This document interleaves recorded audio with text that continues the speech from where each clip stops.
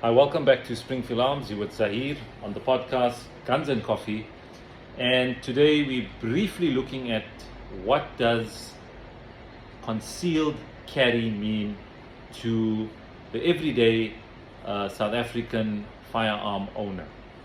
So if you are a firearm owner in this country and you want to carry your firearm out in public, according to the law, you've got to conform rather to what's called concealed carry. The firearm has to be concealed on your person outside of public view. And so when we look at things like holsters for carrying the firearm, it's basically separated into two categories: inside the waistband and outside the waistband. I'm not going to talk about shoulder carry and that type of thing. I'm specifically looking at inside the waistband and outside the waistband in terms of concealed carry, in the context of concealed carry. So inside the waistband holsters typically are holsters that would go inside the waistband of your pants, and you'd have your shirt or jacket covering that holster. So inside the waistband could be worn with summer clothing. The holster goes inside your waistband, and then your shirt would cover that holster. Okay, so the firearm would be concealed from public view. We've got to make sure that the firearm is concealed from public view while you are standing and sitting. Sometimes you find people that are wearing inside the waistband holsters, their shirts are too short, they're not long enough, so that when they sit down, the holster is not concealed. So the firearm actually is now apparent, it's in view of public eye because the shirt has crept up. So you've got to make sure that when wearing your inside the waistband holster, that your garment or your shirt that you're wearing is long enough to conceal the firearm. When we speak of a term like printing really means your shirt that you're wearing is very, very tight, so that when you are wearing the firearm, it's actually printing, meaning you can actually see the shape of the firearm. Now that is also very bad because public will then know that you are carrying a firearm. What you want to carry is discreet concealment, meaning concealed carry, the garment is loose enough so it doesn't show the outline of the firearm. The second category of waistband carry is what we call outside the waistband carry holsters. So these holsters are generally more comfortable to carry, but a bit more difficult to conceal.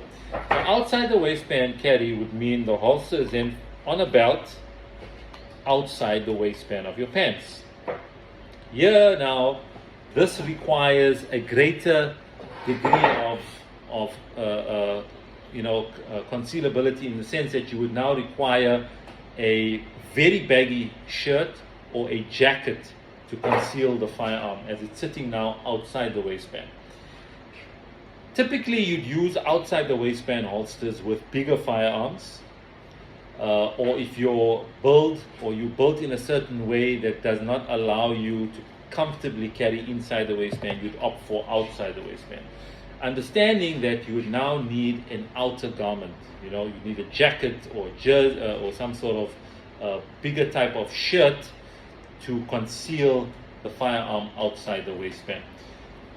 So these are two of the carry choices for carrying concealed carry on your person. The same rule applies when carrying outside the waistband. You've got to make sure that the firearm is concealed, whether you are standing, walking, sitting, etc., that it does not become apparent that you're carrying the firearm in public view at all times.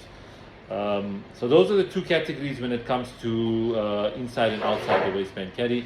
And some of the things to consider: you've got to look at your shape of your body, the type of clothing you wear.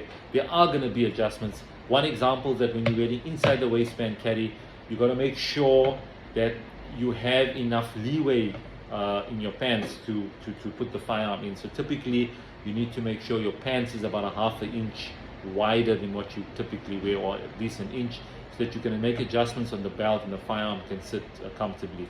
Obviously, if your pants is too tight, you're going to battle putting the firearm inside the waistband.